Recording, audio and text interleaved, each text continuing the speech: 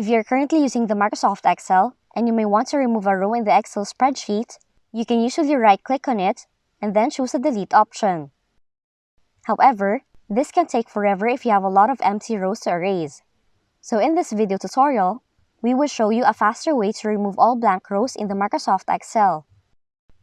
Now with your spreadsheet open in the Microsoft Excel, select the entire range,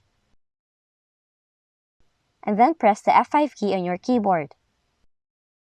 Now when the Go To box appears, click on the Special option, choose the Blanks option on the next window, then select OK.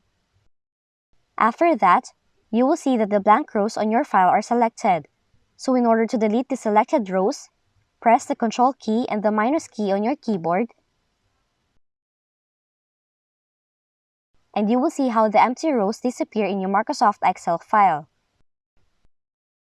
So that's how you can quickly remove all blank rows in the Microsoft Excel spreadsheet. If you found this video helpful, kindly like and subscribe. You may also click and turn on the notification bell so you can be notified from whenever we release new videos.